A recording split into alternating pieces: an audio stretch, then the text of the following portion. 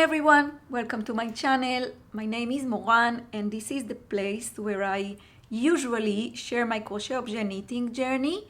Recently, this has been the place where I share my journey as a maker during the war days in Israel. Today is Wednesday, it's November 29, it's 10:30, and yeah, today I have quite a lot of things to share with you. I have a lot of knitting to share and crochet and some yarny candies and things that arrived in the mail. I had quite a lot of knitting time this week. Since last Friday, we are in a very special kind of, unique situation within the war.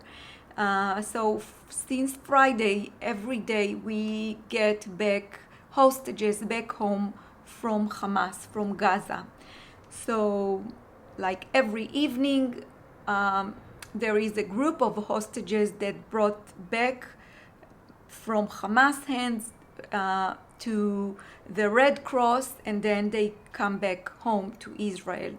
They get passed to the Israeli hands, and then they go straight to hospitals, and then they see their relatives. This process takes hours, and you sit and expect to see the minute that they say, yes, they moved from Hamas hands to the Red Cross hands.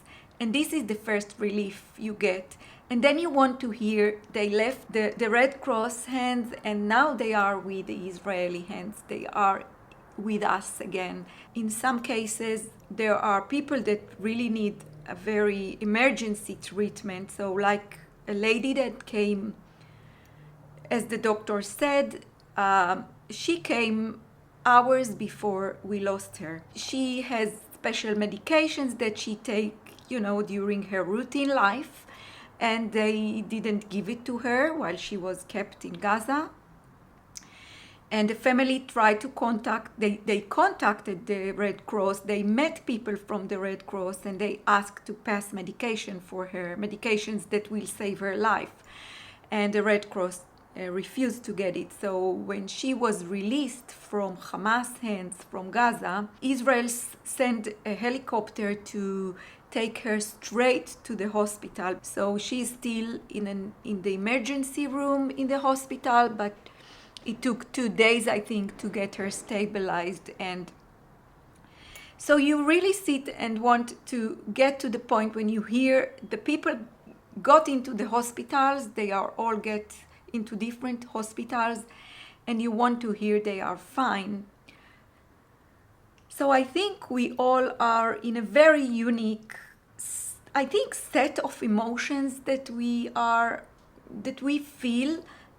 I don't want to speak, generally. I want to keep it a personal update. But so for me personally, I experienced such a surrealistic set of emotions. Like during these expectations hours, you know that there are people out of this list that are not coming back. They didn't come back in yesterday's list, and they are not in today's list. And then you expect maybe they will be in tomorrow's list. And when you see the people that are coming back, you see the hugs, you see the families are getting them. Really, Eyal and myself, we sit in front of the TV and we cry like babies. You see this hug, and then at the same time you feel such a deep sadness. So it's such a high happiness with such a deep sadness. It's a mixture of feelings that you feel in the same moment, and you worry at the same time of how can we get them all back home. There are so many hostages, there are so many kids, so many women, elderly people, fathers. So yeah.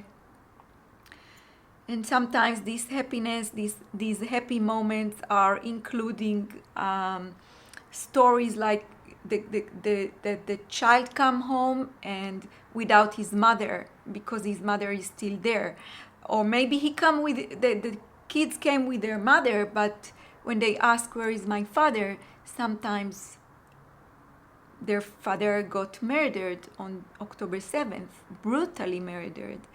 And sometimes the father is still kept hostage. Well, I can sit here, I think, at least for a long hour more and talk about the details, also the stories that the kids are starting to tell about how was it to be kept there. Not everything is got permission to get published, but the little details that you get from the kids and the women and the elderly, they are starting to, to come. And yeah, so I think for me personally, and I see my family and my friends, we experience a very unique situation with, I think, a mixture of emotions of really, really high happiness and deep sadness. Yeah, and you write to me and you always ask me, how do you cope? I cannot imagine, how do you cope? So I try to, to make an observation of my, to try and look at myself from the outside. And I think my personal way to cope is to stick with the most simple and basic everyday activities. So just the small things, making the small things. And I know I'm in a doing state. Although on Sunday and Monday I had quite a difficult days, I tried to keep it very slow. I was super, super tired. I do find myself feeling better while sticking with the everyday simple, activities. And I have many knitting hours and crochet hours. So, I already told you knitting is one word in Hebrew. So excuse me when I say knitting, for me, it's also including crochet. And I'm a crocheter as I'm a knitter. For me, they are both the same thing. So yeah, I spend many hours knitting. I think this is also my way to cope.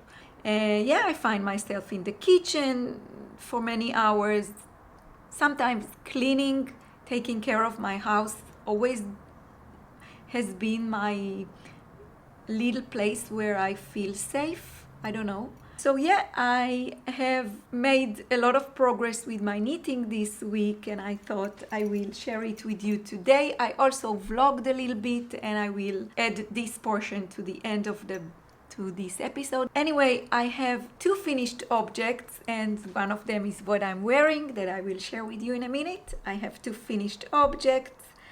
I have 2 works in progress and 1 cast on. I also have a very, very thoughtful yarny gift I received in the mail this morning, and I also have a package that I received that I ordered with a yarn that I ordered and I just received that I will share with you today. So let's get through the project. First, let's start with what I'm wearing. I'm wearing my Raglan t-shirt. I had it out of the needles, I think it was Saturday. I think it was Saturday. It was out of the needles, and I tried it on and showed it to my family and got the permission that all is good. The length of the tee and the puffiness of the sleeves. I left yarn ends and with a little bit of yarn in each side of the sleeves and also in the hem section when I just ended it, just in case I want to make it longer or shorter, and then I tried it on, and when I was happy, I cut all the yarns and, weaving the ends, and then I think it was Sunday morning when I blocked it, and this is the first time I wear it. I think I shared all the details, but just to give you a little bit of information about it in case you will ask. I used for this Raglan t-shirt, this is it's my own pattern. It's not my own pattern. I just, it's an improvised, or I don't know how you say it. I didn't follow a written pattern. I made it following a blog from Fringe Supply of teaching you how to do the raglan math, the top-down raglan math, and also a book that I have from Elizabeth Zimmerman. I already made a t-shirt. I shared all these details, and this is the second one I made. I wanted this one to be a little bit smaller than the first one that I made, I think 4 years ago. And the first one I made using my own cotton, the Granny Kit cotton in the black color, in the jet black color. For this raglan, I used this yarn, which is 90% cotton and 10% cashmere, and I have to say it's really, really gorgeous for me. I like the way it looks against the skin, and because I really like the way a high neck, a closed neck look on me, it's really important then that the yarn will be feeling good against the skin, because this part, I don't know about you, but for me this part is very, very sensitive, so it feels great. I just wear it straight against the skin and it feels so good and soft, and I really, really hope it will, show quality as the time goes, because I really hope it's a good quality yarn. Anyway, it's color number 23. I have it linked in my Amazon storefront if you like. It's down there in the description box below this little square of me speaking. I had 10 of those 10 balls, and eventually it ended up that I used 5 of them. So I don't have 5 full balls because I wanted to keep extra yarn for each sleeve and for the hem. So I had to open more balls, but I have, I think, a little bit more than 5 balls. So this is what I have left. I knitted it on a 3.25 millimeter needle. Sorry for the noise, let's put it aside. I knitted it on a 3.25 millimeter needle. Not sure what is the US size for this size. And the hem around the neck and around the sleeves and the rib, the hem section, I knitted on a 2.75 millimeter. I ended with a 2x2 rib. I really, really like this rib. And yeah, now it's done. It's really exactly the size I wanted it to be. Not too small, with just, a little bit of positive ease. I didn't measure it, and I made some notes just to have all the details. I also wrote everything that I did because I just, I thought of, I want another t-shirt like that, or maybe I want to use this construction again. But also one of the ladies from the Knit Night, she started to make this raglan, and so I'm happy to have it all written, but I will have to measure the exact positive ease in case she wants to get the exact amount of positive ease. So yeah, this is about my t-shirt, the first finished object. I think it was also on Saturday I finished my French pair of socks. So I think these were out of the needles even before my raglan tee. Not sure what happened to my voice today. Yeah, so this is a many of you are writing to me and asking for the pattern. Unfortunately, I couldn't find the pattern on the internet, and not on Ravelry or anywhere on the internet. This is a printed pattern that Elisheva, a knitter on the Monday Club, she got when she visited, you know, like a craft show in Paris. She got some yarn from a booth, from one of the booths, and the lady there gave her this pattern, this socks pattern, and it's written in French. And so when Elisheva started to make them, she showed them to me on Monday, and she started to make them. I said, you know what, I think I want to make them with you.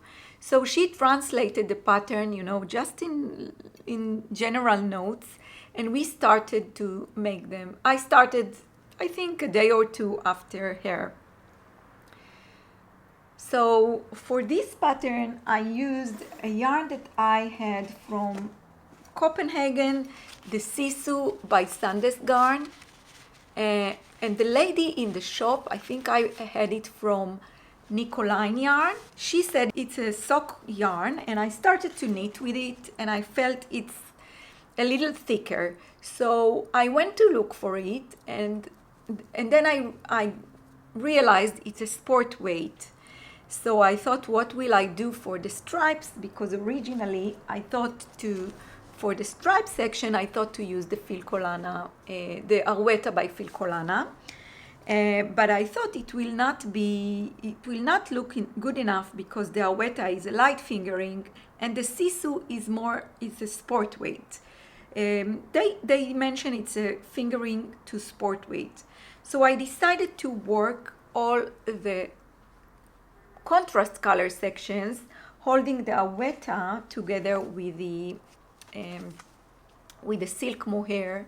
You know, it's quite a similar color. I had it in my stash. It's a knitting for Olive, but unfortunately I don't have the label, so I don't know the number of the color or the name of the color. But I used them held together for all the places with the contrast color. I really, really enjoyed knitting this pair. Although it became a little bit heavier than a fingering, so I imagine I will not wear them as maybe with my Birkenstock or maybe with my Blundstone. So yeah. And as you can see, the heel turn is just made with a garter stitch, which I really, really like. So beautiful. And then when you knit the foot section, you keep the texture on the instep stitches and then just knit a plain stockinette stitch in the sole section in the lower part of the foot.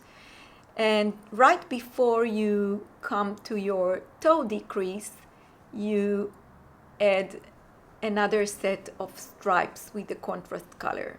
So yeah. So this is the second finished object, and yeah, I blocked it. I'm not sure if I blocked it. I think I blocked it on Saturday. Anyway, I just took both of them out of the blocking mat this morning. So this is my final object. Works in progress. So yeah, this week I made quite a lot of progress on my granny square blanket. So I have eight squares, and I think I had quite a few requests. People contacted me to ask if I will make a tutorial for this square. I said I'm following, I think I shared before that I am following my solid square pattern shared here on YouTube, and I crochet the same construction for 5 rounds, and then on the 6th round I add those 5 DC popcorn stitches in the corner, and then in the 7th round I go back to the solid square construction. But I think I think there are so many of you asking me about that I will be happy to share it. I don't close my last round with a slip stitch because I plan to close it with an invisible join. It's also shared here on my YouTube channel. And yeah, I made 8, so it says I finished one ball. I finished a whole ball. I'm using, let me get another ball for you. Yeah, I'm using the knitting for olive merino, which is also a light fingering wool. The color is soft rose. Anyway, each ball makes 8 squares, which means I made 8 squares this week, and this is the time to add a new ball to my project bag. But before I will start to use the new ball, I will close these squares using the invisible join, and when they are done, I'm adding them to my Nina bag, which holds all the squares that are finished. So yeah, this is the way I manage this project. So first I will sew all the yarn ends and make the invisible join, and then I will start making squares out of the new ball. I'm using a 3mm crochet hook for this project. So this is it for this work in progress. The other work in progress that I'm going to share with you is my lovely, lovely coziest memory blanket. Sits in my Marimekko bag, and all of these are living inside my, you already saw my very, very big bag that I carry around with me wherever I go. Although during these days they are not rockets, it's part of the agreement of bringing back hostages and releasing their prisoners. So I'm a little bit less stressed regarding my knitting bag, but I still keep everything that I work on, all my projects, inside the same bag. So yeah, it gives me like a feeling of control. I really need it to be that way. But this bag lives inside the big bag. I took it out just to share it with you today. So here I keep my knitting needles and a pair of scissors. And a pair of scissors. I always have a hand cream and a crochet hook, if you lose a stitch. And I always keep this nail thing, you don't like to have just a little bit of nail irritating your woolly stitches. Anyway, I made quite a lot of progress with my coziest memory blanket. I think I'm on the 6th row at the moment, so let me show it to you. I think I already shared that when I first started to work on it, I worked in both directions. So this is why you see these two. But now, during the war days and during the stressful hours, I find it a lot more calming for me working with rows. So I finish a row, and by the way, I have 26 squares in a row. I think this blanket is going to be 26 by 20, I think. And yeah, let's see the colors that I added, I think this week. So I think it was this one, and then all of these, no, it's this one, yeah. 1, 2, 3, 5, and maybe even this one.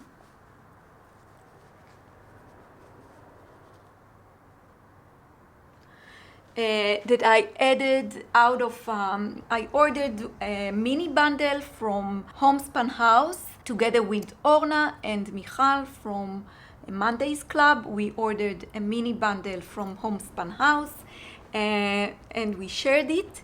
And these are the colors that I added to my blanket.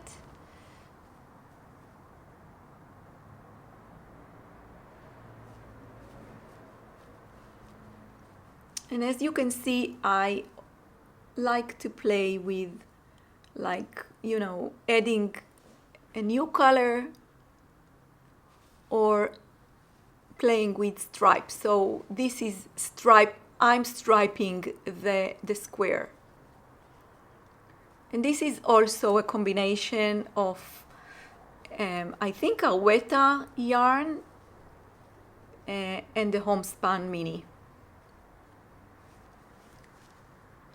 So this is it. This is where my coziest memory blanket is now. This is how it looks now. And I still really enjoy it. I know I have things in the mail, and I will share with you what I just received in a mail today. So I have more colors to work with for my coziest memory blanket. I just wanted to share how I keep my colors, because we all the girls that are knitting this the coziest memory blanket in the CrochetObjet knitting studio, we share the yarns, and we, you know, swap yarns just to help each other to make a progress. I don't think we have so, you know, many superwash 4-ply yarns in stash, so we just share what we have together. And it really helps me that I keep my yarns in color groups. So I made a little bag with all the pinks and purples and, you know, like natural colors, and the grays, more dark naturals, and greens and blue.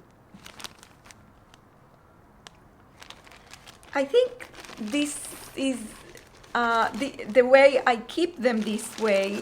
The fact that I keep them this way really helps me while creating the color story on my blanket. So yeah, whenever I get, you know, a new row 1 package from my row 1 subscription, I usually we share it. We share the yarn together, and I take my small balls and divide them into the groups, into the color groups inside these bags. And yeah, this is the way I like to keep it. It really helps me, you know, and I find it much more enjoyable to work on my coziest memory blanket, and to be, you know, it's like, maybe it's like a painter, that you have your color palette and you can choose from the color group. I don't know. Anyway, it makes me very happy. It brings me a lot of joy working on my coziest memory blanket this way, keeping all the colors in color families. I really like it. I hope I made my point. So this is the second work in progress, and I have a new cast on. So I think maybe not yesterday, but the night before, the hostages were supposed to be released, and it got delayed, and I found myself exhausted. So I took my granny square blanket and put myself inside the coziest clothes that I have, and took my knitting bag, and I was sitting on the couch, and I said to my boys, this is how I'm going to end up the day. I cast on a new raglan tee. I don't know if you remember, but a few months ago I started to knit the Moran cardigan by the CrochetObjet, I think. And when I got to the sleeve section, I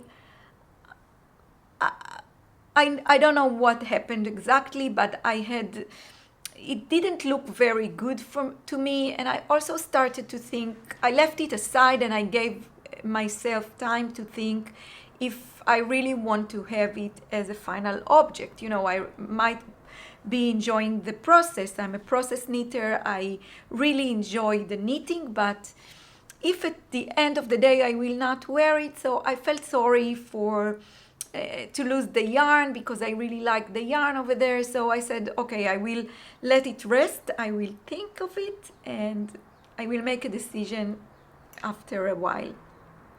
So after a while I ripped it out. I'm not sure if I shared it here, but I now have this huge ball.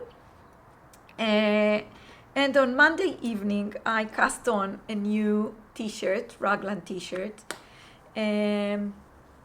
It's really too early to show. I have to say it was bigger, but I wasn't very happy with my purling rows while it's open. You purl, you knit on one row, and then you purl when you go back on the next row. And I wasn't happy with my purl rows, so I ripped it out, and yesterday evening I started it all again. Anyway, I cast on a new raglan tee, and as you can see, I start my raglan tee with a flat knitting. So I will knit back and forth to create the extra length on the back, as you do when you work short rows, when you work in the round. So this technique doesn't use any short rows the way I did this raglan tee. I will use the same notes that I made for this raglan tee, but this version is going to be a little heavier. So let me show you the yarn I'm using. I'm holding two yarns together. I hold this yarn. It's 85% organic cotton, 15% baby alpaca, 400 meters for 37 yards. And the color, let's see, the color is color 50. This is the yarn I'm using, held together with my Granny Kit cotton, which is a 4-ply sport weight in color cream.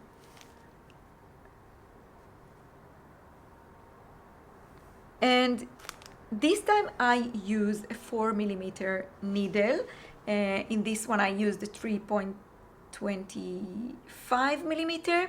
So the gauge is going to be, I have a different gauge, of course. This raglan is going to be heavier, and I'm not sure if I will make it, maybe I will make it long sleeves. Anyway, I will use the same construction, but I will have to recalculate everything. First, because this time I wanted to have a wider raglan line, so I kept 4 raglan stitches in each raglan. I have 4 raglan stitches. Maybe it's too early, you cannot see it in this point, but I do have 4 raglan stitches for each raglan line. I still want it to be a closed neck, maybe not as close as this one because it's going to be thicker. And yeah, I will have to recalculate, I think, but I will do that as I go.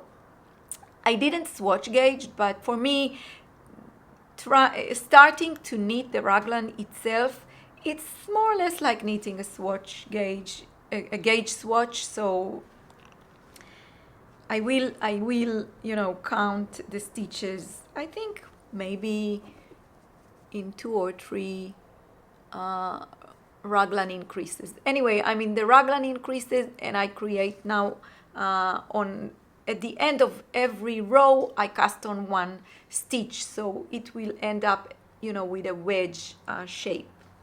I will share it with you. I will try to share it with you, to update you with the progress, maybe via Instagram stories, so you can see how it will look when I end up shaping the back, and I close to knit, and then I close to knit in the round, and then I continue knitting raglan increases until I will divide body and sleeves. So this is the new cast on.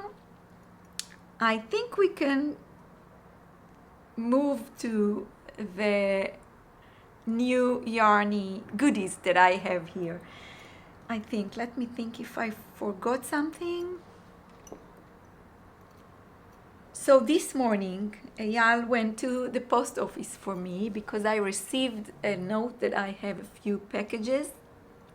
Some of them are just, boring stuff I ordered, and some of them are stuff that I ordered for my lovely, lovely knitters, and I don't want to share them yet because I ordered them to surprise my knitters.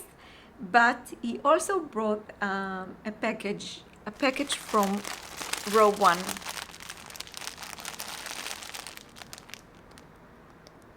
And I said, wow, this is my row 1 subscription arrived. But then I opened the package and I realized there are two bags in the same package. And usually on my subscription, I have one bag of 10 grams minis. But then I realized I have a little envelope inside the package, and I opened it, and there was a letter in it. And the letter says, Moran, hoping to send a little love and joy to you, praying for you, your crochet friend, Sandra.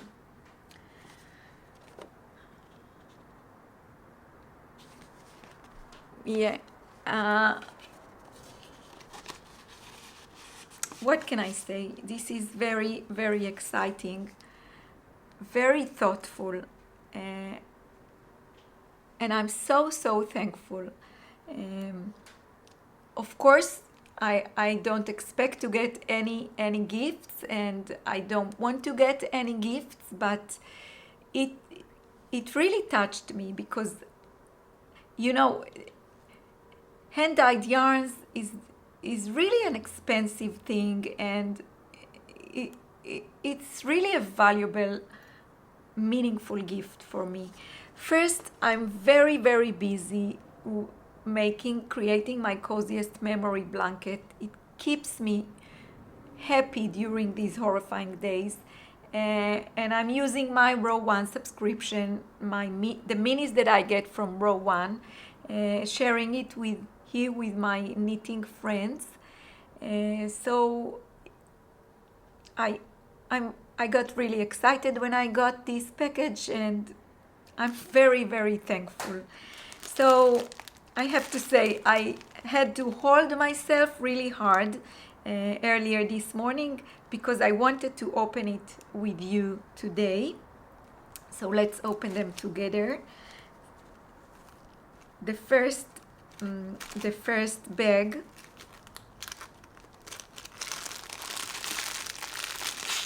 and each of the bag has this lovely little surprises envelope, and this is the first bag, the yarns that are in the first bag. And just from the first look, I can tell you there are many that I can add into my coziest memory blanket, and also my friends knitters here in our weekly groups. And let's carefully open this envelope. So there's a dark chocolate. This is really for me. This is really for me. A dark chocolate from Godiva. And then you have a paper telling you about the dyer. This month, the Carnival of Color Club from Row 1 Yarn brings you 100 grams of platinum fingering sock from hand-dyed yarn Dye Lot Studio. Platinum fingering sock is a 75% superwash merino, 25% nylon fingering weight 4-ply yarn, and comes 462 yards to 100 grams. And they tell you about the dyer, the artist behind. Diane Stanley is the artist behind Dye Lot Studio. She dyes everything in her home studio in Yorba Linda, California. I started knitting as a child, but really got involved in the knitting community about 10 years ago. The only logical next step was to learn how to dye my own yarn. This is my adventure in yarn dyeing. I hope you love it as much as I love creating it. Care instructions and and then a list of all the colors in the package. And there's a little tiny paper bag. Let's carefully open it together. And look, wow, this is so cute. I hope you can see it. It's a little heart stitch marker, and then you also have a little bulb stitch marker in it. So lovely. Thank you so much, Sandra. And this is not it, because we do have the second bag. So this is the second set of colors, and this is more like of a neon shades. I think it will, I'm not sure if these neon shades will go into my coziest memory blanket, but I'm sure they will find their way into another project. Maybe this turquoise, yeah, this one is gorgeous, will look gorgeous in my coziest memory blanket. And maybe this purple. But I do have some plans for neon colors for the future. And let's see what this bag has.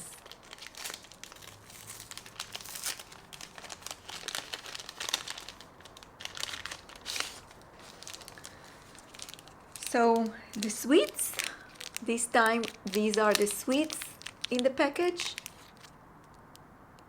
Espresso candy. I really like it. Don't eat sugar, but I really like espresso candy. And this set of colors, let's see, made by Tiltrok Knits. TTK sock is a 75% superwash, 25% nylon fingering weight yarn, and comes 463 yards in 100 grams. Christina Aguilar Budding is the artist creating these beauties. Christina is a full-time mom looking to make a career out of something she loves, expertly dyeing yarn, which she does beautifully in her studio in Portland, Oregon. And care instruction and all the list of all the colors that you received. Until next month, happy stitching. Thank you, Laura. So, thank you so much for this thoughtful gift. I promise I will make the best out of it. I will share it with my knitters friends over here, and I think you made me happy, and I know my knitters friends, I know for sure you made us all happy. So thank you, Sandra. Thank you so much. I think the last thing I want to share is another thing I received in the mail earlier this week. We order from this shop in Finland. We ordered together.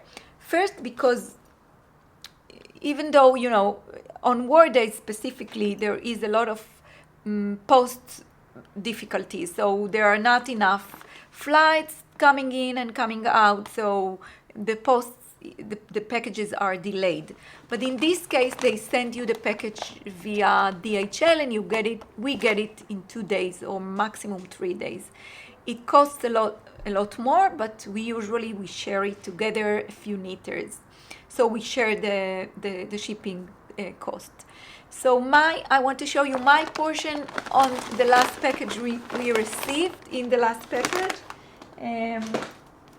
So yeah, first I received this color by Arweta by Filcolana.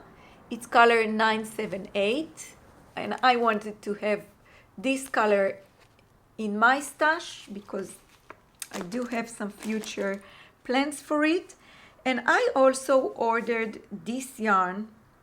I'm not sure how you pronounce it. Lila Rare. I'm sorry. I'm so sorry for butchering the name. But this is the yarn. And it's 75% sock, superwash wool, 25% nylon, 400 meters. I can show you the color. I'm not sure I know how to read it. Anyway, this taupe color, same as these ones. I do have plans for this kind of yarn. It might end up as just a plain vanilla sock. I know myself. Sometimes I have, grand plans, and then when it comes into the cast on moment, I choose to cast on the most standard and plain garment thing to knit. So it might end up as a plain vanilla sock. So now it's a lot later, it's 4 p.m. I had to stop recording and recharge my battery, and I was editing the video, and I shared quite a lot of things with you today. The only last thing that I wanted to share with you is that finally our Bono Bunnies were sent. Sigal, one of the knitters in the Knit Night Club, offered last week, she will take them with her. She's part of a staff that take care of kids that survived the brutal attack on October 7th, and she knows a lady that has a direct connection with a few kids that survived the some brutal situations on October 7th. So she took them with her. I will insert footage here to show you how I wrapped them and how I sent them with her. One of those Bono Bunnies meant for Abigail, who came back to Israel. She was hostage and she came back this week. Unfortunately, she lost her parents, a 4-year-old girl that came back from Hamas this week. So I just wanted to keep you updated because you were part of this process from the very beginning. You know everything about this from the first moment I started to make this bunny until it became a charity pattern. And it is still a charity pattern. It's available in Etsy and Ravelry. I will link the pattern down below in the description box for you, and all the incomes from this pattern will be donated to Brothers in Arms. So please join us in this donation. And yeah, this week the Knit Night girls will meet on Friday. Other than that, we don't have any special plans for the weekend. We just expect more and more hostages to come back to Israel and to be back hugged with their loved ones. So we really hope everything will go smoothly during the weekend. The next part of this video is a short vlog that I shared, and I hope you will enjoy it. Thank you so much for watching, and I will see you on the next one. Bye!